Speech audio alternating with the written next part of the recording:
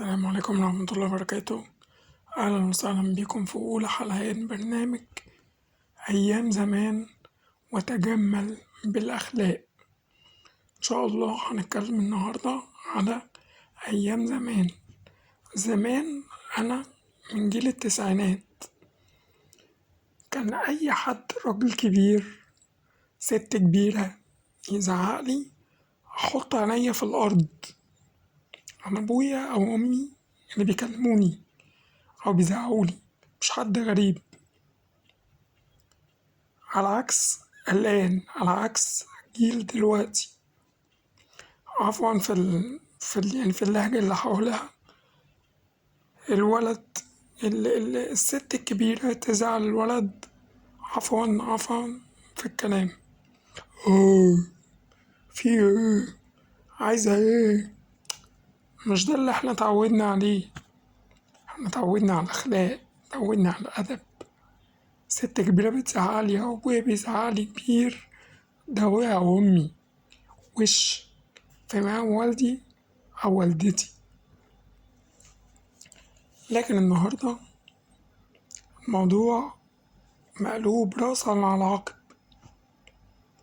عشان الأخلاق بقى والمعاملة الوحشة والجيل الصعب والحياة دي كلها. والله العظيم بجد بتمنى أغمض عين وأفتحها ألاقي جيلنا بيبدأ تاني. هو كده يعني، إذا اختلفت الأخلاق اختلف الجيل كله بايظ إلا من رحم ربي. في ناس أو في شباب بصراحة أنا برفع لهم القبعة وبقدلهم كل تقدير واحترام بأمانة. لكن دلوقتي جيل وحش وحش وحش.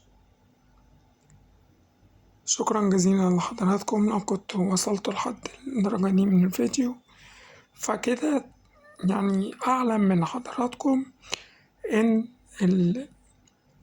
المحتوى الجديد اللي أنا بقدمه هيعجب حضراتكم.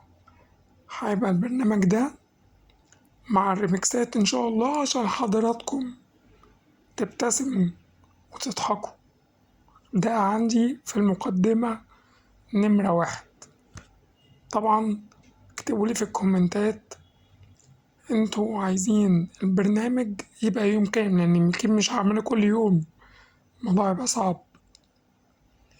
فإن شاء الله بإذن الله هعمل. أنا على فكرة بعمل السكريبتات كلها في دماغي، والله العظيم، ولا كاتب ولا الهوى. الحمد لله والشكر لله، اللي في قلبي بقوله، بس طبعا بكل احترام، بكل أدب، بكل أخلاق. آسف لحضراتكم لو كان في لفظ طلع مني خارج، آسف جدا. وشكرا جزيلا لكل اللي شافني، وربنا يبارك في حضراتكم دائما وأبدا. تقبلوا تحياتي، أخيكم في الله الكينج أحمد.